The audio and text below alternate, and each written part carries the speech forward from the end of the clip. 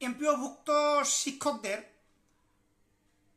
শূন্য পদে বদলির বিষয়ে গুরুত্বপূর্ণ কিছু কথা বলবো। এই বিষয়টি আমি মনে করি হচ্ছে অনেক কোনো নেতৃবৃন্দ এইভাবে কখনো বিশ্লেষণ করেনি। মূল বিষয় যেটা সেটা হচ্ছে আমাদের প্রথমে এই বদলির সাথে বদলির যে মূল বিষয় সেটা হচ্ছে নৈতিকতা বিবর্জিত বলেই হচ্ছে বদলিটা হচ্ছে না। যদি বলেন যে নৈতিকতাটা কি ধরনের, আরও একটা কথা বলি হচ্ছে ভিডিওটি শেষ পর্যন্ত দেখবেন। এমনি হচ্ছে এর মধ্যে অনেক কথা আছে, যদি স্কিপ করেন তাহলে হচ্ছে এড়িয়ে যেতে পারে। এটা মূল বিষয় হচ্ছে যে প্রথমে হিসাব করতে হবে এমপিওভুক্ত শিক্ষকদের জন্য কত টাকা বাজেট সম্ভবত 13 থেকে 14,000 কোটি টাকা। তো আরেকটা বিষয় হচ্ছে যে বেতন ভাতা বাবদ হচ্ছে 14,000 কোটি টাকা হয়, এটা কি ইএফটিতে হয় না এমনি ম্যানুয়ালি হয়? এটা কিন্তু ম্যানুয়ালি হয়। তো ম্যানুয়ালি যদি হয় হচ্ছে এর মধ্যে যে এত রাঘব বোয়াল আছে আপনারা কল্পনাও করতে পারবেন না। ম্যানুয়ালি যদি হয় তাহলে এখানে অনেক কারিশমা করা যায়। কারিশমা কিছু 2 নম্বরই কাজ করা যায়, যেগুলো সচরাচর আপনি সচিব বা মহাপরিচালকদের ধরতে পারবেন না। এটা খুব কঠিন আমি মনে করি। তবে এই যেহেতু বৈষম্য বিরোধী সরকার, এখানে 2 নম্বরই হওয়ার আমি মনে করি কোনো সম্ভব না। তারপরে হইলে ধরার কোনো ক্ষমতা নেই।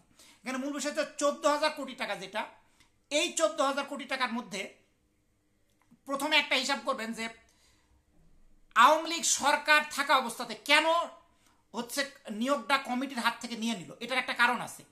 কারণ হচ্ছে মূল কারণ যারা আমলারা যে দেখতেছে যে এই কারণটা পরে আপনারা হচ্ছে বুঝতে পারবেন, এটা একদম লাস্টে বুঝতে পারবেন যে কারণটা কি। তো 14,000 কোটি টাকার মধ্যে যদি শূন্য পদ থাকে 1 লক্ষ, তাহলে 1 লক্ষ লোকের টাকা দিতে হচ্ছে না, 1 বছরে এই টাকাটা দেওয়া লাগবে। তার এটা যদি থোক বরাদ্দ রেখে দেয় 14,000 কোটি টাকা হলে আনুমানিক 4,000 কোটি টাকা 1 বছর রেখে দেওয়া যাচ্ছে থোক বরাদ্দ হিসাবে।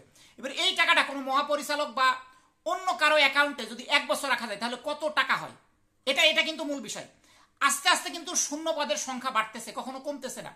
এবং এই আমলারা এমন একটা কাজ করতেছে যে আপনি দেখেন যদি বলেন ওনাদের মূল ব্যবসা হচ্ছে শূন্য পদ যত হবে টাকার পরিমাণ বাড়বে, এটা থোক বরাদ্দ রাখা যাবে 1 বছর। এবং অন্য কিছু আমি জানি না এই টাকাটা আওয়ামী লীগ সরকারের হচ্ছে আশীর্বাদ পুষ্ট একবারে ফুললি খেয়ে ফেলতে কিনা এটা আমি বলতে পারবো না। হ্যাঁ, কিন্তু যদি নাও খাই 3 থেকে 4,000 কোটি টাকার একটা সুদ আছে, বড় আকারের একটা সুদ আছে। এই টাকাটা কিন্তু খেয়ে ফেলা যায়। এখানে কিন্তু কোনো কিছু নাই। ও মন্ত্রী মহাপরিচালক বা সচিব এরা মিলে বা অর্থ মন্ত্রণালয়ের সাথে যোগ সাজস করে টাকাটা খেয়ে খেয়েও ফেলতে পারে। আবার সুদ 3-4,000 কোটি টাকার সুদ কিন্তু 1 বছরে অনেক টাকা, 2-1 টাকা না, কিন্তু অনেক টাকা। তো তাহলে যদি আমলারা কিন্তু কখনোই শূন্য পদের বদলি চায় না এই কারণে এবং এই কারণের সাথে যেহেতু থোক বরাদ্দ রাখা যাচ্ছে 3 থেকে 4,000 কোটি টাকা, যত শূন্য পদ বাড়বে থোক বরাদ্দ রাখা যাবে তত বেশি রাখা যাবে। বিষয়টা কিন্তু মূল বিষয় কিন্তু এটা। তো নইলে আমলারা হচ্ছে কেন হচ্ছে সৃষ্ট পদে বদলি, আবার সরকারিদের বদলি কিন্তু রেখে দেয় না, কারণ সরকারিদের একটা হিসাব আছে, টাকাটা ইএফটিতে হয়, কোনো ম্যানুয়ালি টাকা কিন্তু দেওয়া হয় না। এর সাথে কতগুলো বিষয় জড়িত দেখেন। হচ্ছে এই শূন্য পদের কারণে ওরা দেখেছে আওয়ামী লীগ সরকারের আমলা থেকে শুরু করে মন্ত্রীরা হিসাব করে দেখেছে যদি কমিটির হাত থেকে নিয়োগটা নিয়ে নিছে যখনই, তখন কিন্তু আর শূন্য পদ এর আগে সাথে সাথে শূন্য পদ পূরণ হইতো, তখন কিন্তু থোক বরাদ্দটা বেশি দিন রাখতে পারতো না। এখন ইচ্ছা করলে এই 1 বছর, এটার হচ্ছে 1 বছর হচ্ছে বা 11 মাস হচ্ছে করবো, কি বলে শূন্য পদ রেখে দেবো, এই টাকাটা ব্যাংকে রেখে দাও। তাহলে কি আমলাদের একটা আয় হচ্ছে না? এটা আমি মনে করি। তো এই জন্য আমি মনে করি যে আসলে এটা ধরাও খুব কঠিন।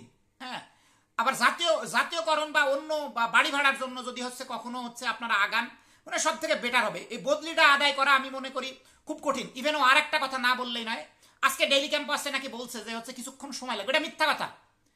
যাতে আন্দোলন না করতে পারে, যদি আন্দোলন করে তাহলে তো বদলিটা আসলে আদায় হতে পারে। তো আমি মনে করি রবিউল স্যার বা আরো যারা হচ্ছে ওই বদলির জন্য করছে হচ্ছে যে প্রোগ্রামটা দিছে 29 তারিখ থেকে, এটা দিলে ওই সময় হয়তো প্রজ্ঞাপন জারি হলেও হতে পারে, তারপর আমি শিওর না। কারণ এখানে কিন্তু অনেক টাকা, 3,000-4,000 কোটি টাকা যদি হচ্ছে রেখে দেওয়া যায়, কম টাকা হবে? আমলারা এই টাকাটা ছাড়তে চাইবে? আমার প্রশ্ন এটা। যে ম্যানুয়ালি হিসাব দিক তাহলে আমাদের, তাহলে কেন দেয় না শূন্য পদে বদলি? তাদের সমস্যাটা কি?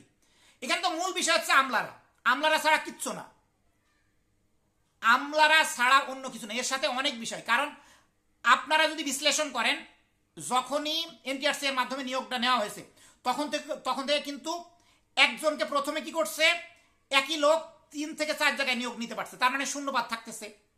তারপরে আবার কি করছে, 7 নম্বর ধারা বন্ধ করে দিছে, যাতে মানে মূল বিষয় শূন্যপদ রাখতে হবে, শূন্যপদ রাখলে টাকা রেখে সুদ খেতে পারা যাবে, এটা হচ্ছে মূল বিষয়। হয়তোবা অনেকে বলবে যে কমিটির নিয়োগটা নিয়ে মনে হয় আমাদের চাকরি দিচ্ছে, আসলে বিষয়টা তো এটা না, দেশ তো চালাই আছে আমলারা। এই জন্য মানে এই বিষয়গুলো তো আসলে না যাওয়াই ভালো। আমি মনে করি আপনারা হচ্ছে মানে যদি আদায় করতে পারেন তাহলে তো ওয়েল অ্যান্ড গুড, এটা খুবই কঠিন হবে আমি মনে করি। যতই বলুক যে হচ্ছে এটা সব সময় কিন্তু বলবে সময় লাগবে। আরে বদলির খসড়া তো 1 ঘন্টার ব্যাপার, সময় লাগে কখনো? আমি চ্যালেঞ্জ করলাম, আমার কথার সাথে মিলিয়ে নিয়েন। বদলি এখানে যেহেতু টাকার একটা বিষয়, সুদের কারবারের আমলাদের বিষয়, এটা করা খুব কঠিন। এই জন্য লাস্টে যে কথাটা বলবো, এই জন্য জাতীয়করণের জন্য এবং বা সরকারি নিয়মে বাড়ি ভাড়ার জন্য, আবার যদি বাড়ি ভাড়াটা নিতে পারেন, কোনোভাবে যদি সরকারি নিয়মে বাড়ি ভাড়া নিতে পারেন, তখন বদলি সে অটোমেটিক্যালি দিতে বাধ্য। তো আরো যে নেতৃবৃন্দ আছেন এই বিষয়টাই করে হচ্ছে সমাধান করার চেষ্টা করেন।